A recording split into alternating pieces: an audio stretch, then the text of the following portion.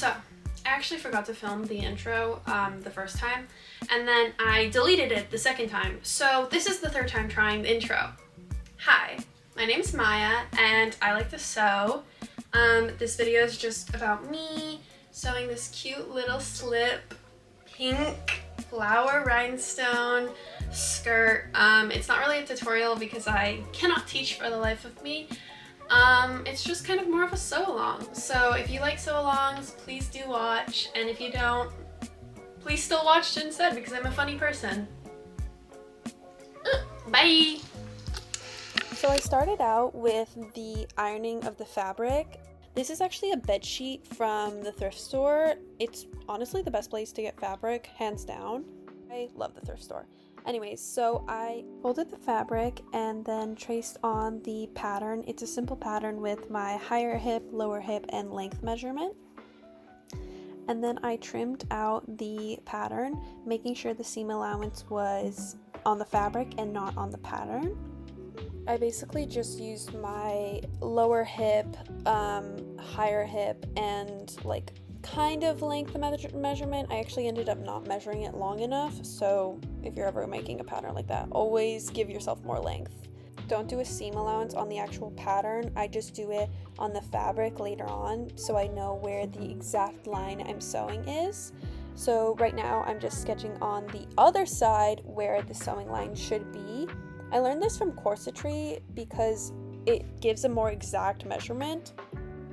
So I repeated that on the other side, just smoothing out the layers, trying to make it as little warp from the bias cut. I forgot to mention this is a bias cut dress, so I cut it on the 45-degree angle in the original clip. So that's just me sketching on the actual pattern. In the next clip, I'm just pinning up the sewing lines. I honestly should have done this more on a flat surface because later on there was like a weird warp of the fabric because it's on the bias, but you live and you learn, whatever. It worked out in the end. So as I'm pinning it, I'm making sure to match up the sewing lines perfectly from each side. This is also done bad sides facing together because I will be doing French seams, which basically is sewing bad sides together and then sewing good sides together later on, and you'll see that. So right here I'm using a relatively tight small stitch because it's a satin fabric. I didn't want it to fray at all, so I would say it's probably like a 2.5, maybe 3 millimeter stitch for this first seam. I would recommend going a little bit bigger because I kind of made a mistake and had to take it all out and it took forever, but it's really good if you don't want the stitches getting loose. Continuing on to the next step, I trimmed off the excess seam allowance that I created when I was sewing, making sure that it was a very, very small seam allowance so I could have a very small French seam, making sure that it was very crisp and lovely looking.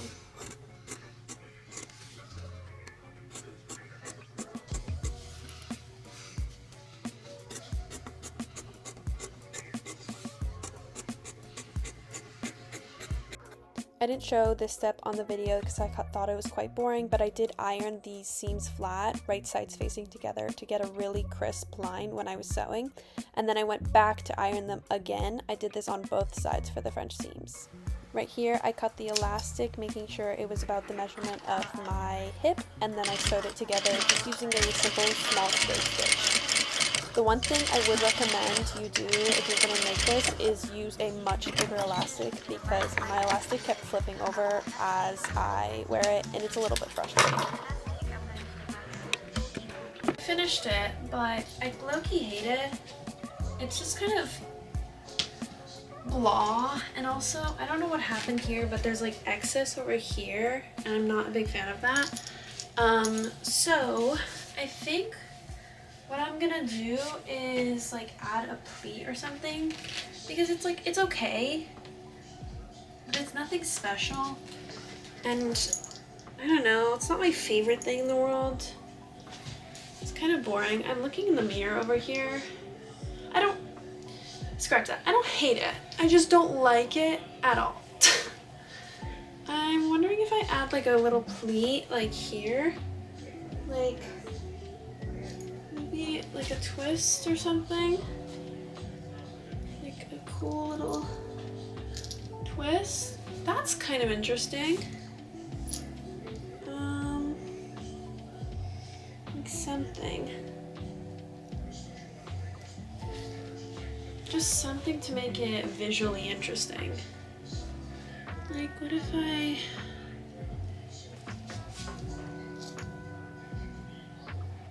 pleat it? I just don't want it to look weird in the butt area. Like,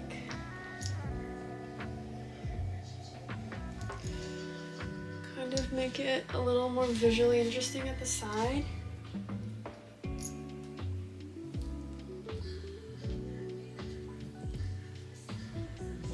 Is that something?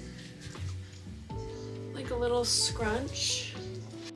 I decided that I actually really loved the little scrunch and the texture that it gave the skirt, so I secured it with a hair elastic, and then I later on sewed it with a white thread, sewing it through the little bunch a bunch of times to make sure it was really secure, tied it off, and then did it again. I also decided on doing satin flowers out of the same fabric this skirt was made out of, because I thought they would add an extra level of interest to the dress. So basically what I did, I cut little circles out of the fabric and then I heat sealed them with a candle I had, making sure all the edges were unfrayable, and then I did make them crumple up a little bit to look more like petals.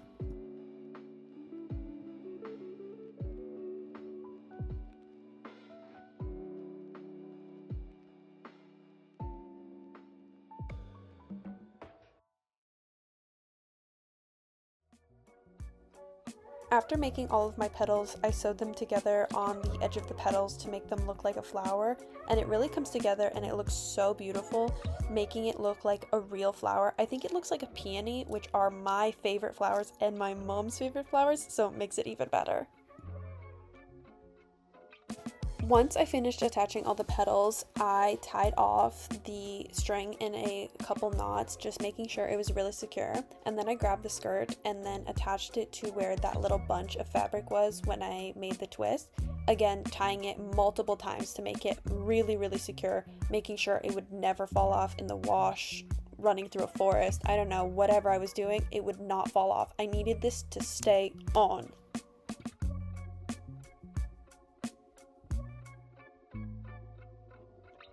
I repeated the whole process again because I wanted to make a second flower because I made way too many petals because I apparently cannot count. But it's okay, I'm dyslexic. Counting is not important. Is it? Is it really? Maybe not. Okie dokie, I am almost finished the skirt and I am in love with it. It's so perfect. I think I'm gonna add the second flower right here because I just love the drama of it. It's so like dramatic. I love the ruching. It reminds me of those dresses that you'd see on the I think they're Colagere sisters. I love them because their style is actually immaculate. Whoever styles them is like, oh, I love that. Like that. I'm gonna have to take it off and do it, but it's so pretty. I think I'm gonna put a little bit of rhinestones in the center to just cover up the little stitching marks, and then I'll be done. That will be that skirt. It's so pretty. I love it. It's so cute. Came out better than what I thought. I hated it at first and now I love it. It's so pretty. Bye, I'll be back. I attached the rhinestones using this waterproof super glue I had for a previous project. Again, attaching more rhinestones because I'm obsessed with sparkly things. I wouldn't recommend putting this in like a laundry washer because I don't think it would be that durable, but this glue is relatively durable enough where you can like try to rip the rhinestone off and they won't fall off, which is so good in case you're running from a bear, which I do every Thursday. You know, gotta get the cardio in.